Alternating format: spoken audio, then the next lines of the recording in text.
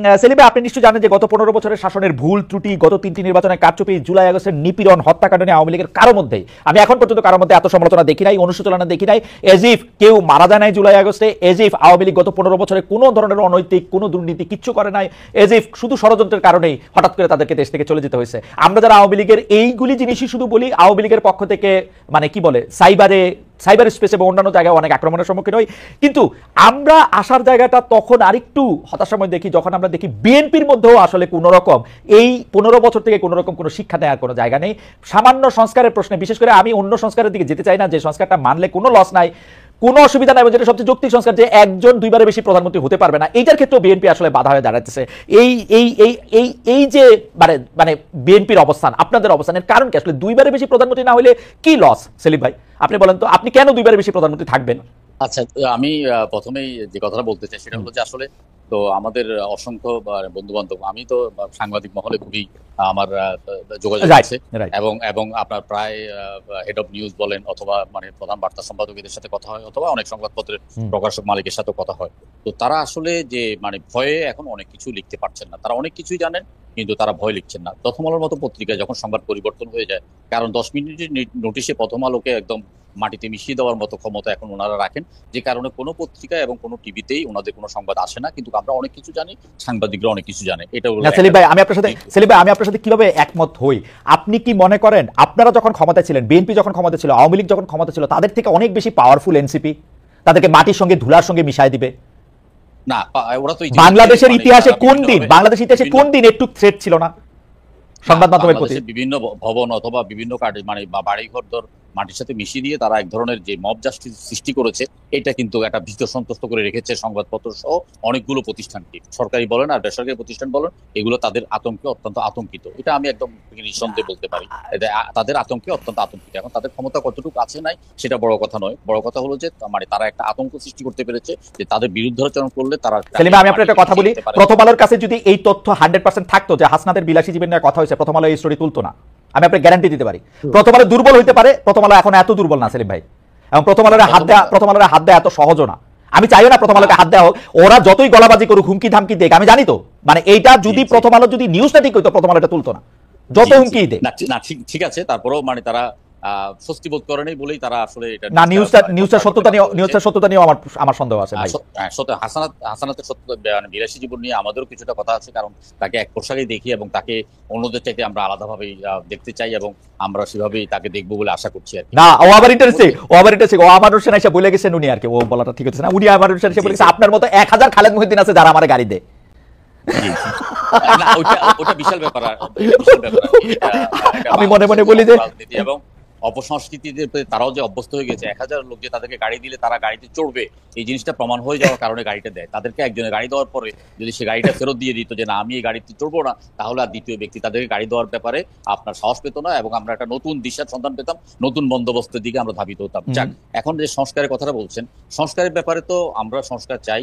আপনার বিএনপি আজকে থেকে আরো 2-2.5 বছর আগে 27 দফা সংস্কারের দাবি তারা সাংবাদিক সম্মেলনের মাধ্যমে পেশ করেছে।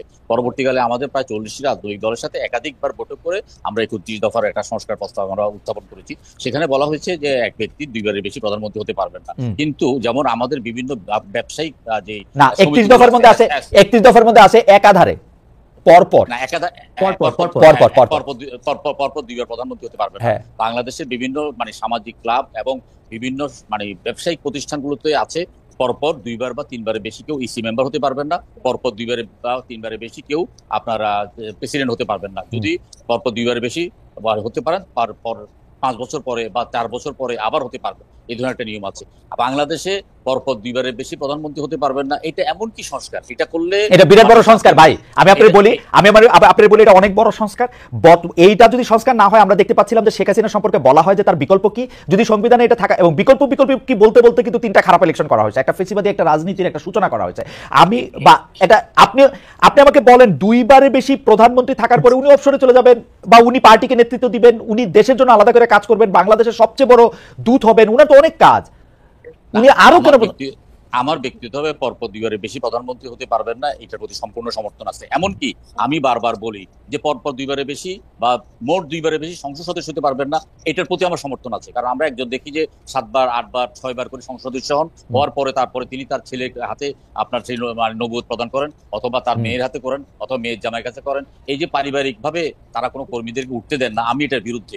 এই যদি আমাদের পাশের দেশে দেখেন, জ্যোতি বসু 5 কি 6বারের মতো মুখ্যমন্ত্রী হয়েছিলেন, প্রায় 6বারের মতো। মমতা ব্যানার্জি ইতিমধ্যে মনে হয় 4বারের মতো মুখ্যমন্ত্রী হয়েছেন। ভারতের বিভিন্ন প্রদেশে 3-4বার পর্যন্ত মুখ্যমন্ত্রী হতে পারছেন। তো সুতরাং আমরা বাংলাদেশেও প্রদেশ করবো, তো প্রদেশের মধ্যে মুখ্যমন্ত্রী আপনিও হয়েন 3-4বার, কিন্তু প্রধানমন্ত্রী পদটা হেড অফ স্টেটে পদটা 2বারে রাখেন সেলিম ভাই। না, এটা 2বার আমরা আমাদের কাছে এটা ভালো, আপনাদের জন্য ভালো।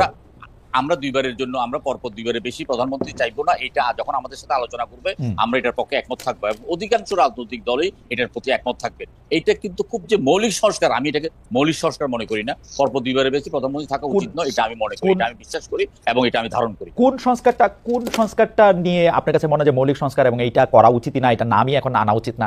মানে আমরা তো প্রতিদিনই বিভিন্ন জায়গায় দেখতেছি, আপনি একটু বিশ্লেষণ করে বলবেন যে এই সংস্কারগুলির মধ্যে কোনটা আপনার সবচেয়ে চোখে পড়তেছে যে না এটা একদম হওয়াই যাবে না? আমার তো বারবার মনে হচ্ছে 2বার একাধারে প্রধানমন্ত্রী, 2বার পরপর প্রধানমন্ত্রী, এটাই বেশি আলোচনায় আমার চোখের মধ্যে লাগতেছে, আর বাকি তো সবাই একই আছে। এটা আলোচনার মধ্যে রাখতেছে, কিন্তু সংস্কার কমিশন গুলো যে কি সংস্কার করতে চাচ্ছেন এবং কি সংস্কার তারা এই 8 মাস যাবত তাদের মন্ত্রণালয়ের মৌলিক কোন সংস্কার করতে পেরেছেন কিনা বা গৌণ কোন সংস্কার করতে পেরেছেন কিনা, এটার কোনো উদাহরণ আমাদের মধ্যে নেই। আপনারা রাজি হইলেই না করবে, আপনারা করতে পারতেছেন কিনা এটা কেন কইতেছেন এই সরকারে? আপনারা রাজি হইলে কালকে করে ফেলবে, সাইন করে ফেলবে। সংস্কার করতে তো একটা চিঠি। দেখুন, আমি বলি স্থানীয় সরকার যে সংস্কারের মানে যে বর্ণনা দিয়েছেন সেটা আমরা 1965 সালে বিডি মেম্বার মানে বিডি মেম্বার বা মৌলিক গণতন্ত্রের মেম্বার আমরা পেয়েছি, যে মেম্বাররা চেয়ারম্যান নির্বাচন করবে। আজকে মানে স্বাধীনতার পর থেকে আমরা 54 বছর যাবত আমরা সরাসরি মেয়র ভোট দিই এবং কাউন্সিলর ভোট দিই। আজকে মেয়রের পরিবর্তে যদি শুধু কাউন্সিলররা মেয়রের ভোট দেয়, তাহলে সেখানে কি পরিমাণ কালো টাকার মানে খেলা হবে আপনি চিন্তা করতে পারছেন? একটা ইউনিয়ন পরিষদের মেম্বার নির্বাচিত হবে, সেই ইউনিয়ন পরিষদের মেম্বার চেয়ারম্যান নির্বাচিত করবে। এটা কি মৌলিক সংস্কার? এটা তো কোনো মৌলিক আমার মনে হয় সংসদের মেয়াদ 4 বছর করা, এটা কোনো মধ্যে পড়ে না। তারপরে আপনার ভোটারের বয়স 1 বছর কমাতে হবে, প্রার্থীর বয়স 2 বছর কমাতে হবে। এই সংস্কারগুলোই তো আমরা চোখের সামনে দেখছি, এর বাইরে কোনো সংস্কার আমরা কিন্তু দেখতে পাচ্ছি না। এছাড়া আমি আপনাকে বলি, এই যে 8 মাস পর্যন্ত যেসব মন্ত্রণালয়গুলো আছে, এই মন্ত্রণালয়গুলো তাদের মন্ত্রণালয়কে গতিশীল করার জন্য যে সংস্কারগুলো করা দরকার, সেই সংস্কারগুলো এখনো হয়নি।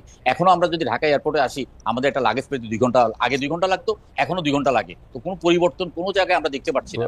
আপনার আইনের যে আপনার পাহাড় জমে আছে মামলা। না সেলিম ভাই, আপনি আমার মনে হয় যে বেশ কিছু মানে আশার কথা বলছেন, যেগুলি আসলে করতে হলে আমাদের ইফিসিয়েন্সি একটু বাড়তে হবে। এটার সাথে কি আসলে সংস্কারে কোনো যোগ আছে? মানে ঢাকা এয়ারপোর্টে যে আপনি লাগেজ পাইতে 2 ঘন্টা দেরি হইতেছে, এটাতে মানে প্রফেসর মোহাম্মদ ইউনূসের অনেক বেশি কিছু করার আছে? না, এটা প্রফেসর মোহাম্মদ ইউনূসের না। আমরা প্রফেসর মোহাম্মদ ইউনূসকে নিঃশর্তভাবে সমর্থন করেছি, এবং আমরা প্রফেসর ইউনূসকে সেই সময় আমাদের প্রফেসর ইউনূস ছাড়া আর কোনো বিকল্প ছিল না।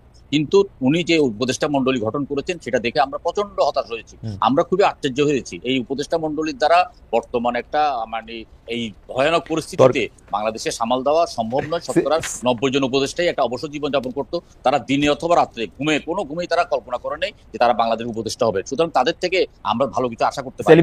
ডক্টর মোহাম্মদ ইউনূস সাহেবের সাথে যতবার আমাদের দেখা হয়েছে, যতবার আমরা বক্তব্য রাখার সুযোগ পেয়েছি, ততবার বলেছি আপনারা উপদেষ্টা মন্ডলীর পরিধি বৃদ্ধি করেন, এবং যারা উপদেষ্টা মন্ডলী যথাযথ সার্ভ করতে পারছেন না তাদেরকে দয়া করে বাদ দেন। তিনি আমাদের এই কথাগুলো একেবারেই কানে নেন। সেলিম ভাই, প্রধান উপদেষ্টা ইউনূস সাহেব কি ঠিক আছে? উনি একজন মানে সুইট টকার, উনি ভালো বক্তব্য। ডক্টর সালেউদ্দিন আহমেদ কি ঠিক আছে? ডক্টর সালেউদ্দিন আহমেদ কি ঠিক আছে? আমি যদি আপনাকে সত্যি অর্থে বলি যে ডক্টর সালাউদ্দিন আহমেদ অর্থমন্ত্রী হিসাবে উনি যে আর্থিকভাবে যে মহা কেলেঙ্কারি ছিল, কাজের বুয়ার নামে 250 কোটি টাকা লোন, চটপটিওয়ালার নামে 300 কোটি টাকা লোন, এবং ব্যাংকের মালিকরা যেভাবে ব্যাংককে শোষণ করে আপনার লোনগুলো নিয়ে যেত, সেটার একটা শৃঙ্খলা উনি আনতে পেরেছেন। ব্যাংকিং খাতে একটা শৃঙ্খলা আনতে পেরেছেন। এছাড়া যদি আপনি আমাকে বলেন, আমি আর কোনো মন্ত্রণালয় আর কি চাইছিলেন আপনি? নাম্বার দিতে রাজি নই। আর কি চাইছিলেন আপনি? বা আর কারে আপনি? ডক্টর ওয়াহিদুদ্দিন, আমি 2-4 জন সম্পর্কে জানতে চাই। ডক্টর ওয়াহিদুদ্দিন মাহমুদ কি ঠিক আছে? ডক্টর আসিফ নজরুল কি ঠিক আছে? জনাব আদিলুর রহমান কি ঠিক আছে? সৈয়দ রেজান হাসান, আমি তো দেখি বেশিরভাগ লোক কি ঠিক আছে। না, আমি আসিফুল সাহেবকে বলেছিলাম যে দেখেন, আমাদের এখানে দেওয়ানি মামলা বছরের পর বছর, আপনার এই দেওয়ানি মামলাগুলো 20-30 বছর পর্যন্ত শেষ হয় না। আপনি যখন ক্ষমতায় এসেছেন, আপনি অন্তত একটা বাড়িক দিয়ে দেন যে দেওয়ানি মামলা যেগুলো পুরনো আছে, এই মামলা এত বছরের মামলা এত দিনের মধ্যে নিষ্পত্তি করতে হবে, অথবা মামলার জট কমানোর জন্য আপনারা বিচারপতিরা যেন একদম যথাসময়ে এজলাসে বসে এবং সর্বশেষ সময় পর্যন্ত এজলাস ত্যাগ করে আপনি আপনার এই যে মামলা নিষ্পত্তি গতিটা একটু বাড়িয়ে দেন। উনি বলছে আমি করছি। তো আমি তো ওনার থেকে কোনো মৌলিক কোনো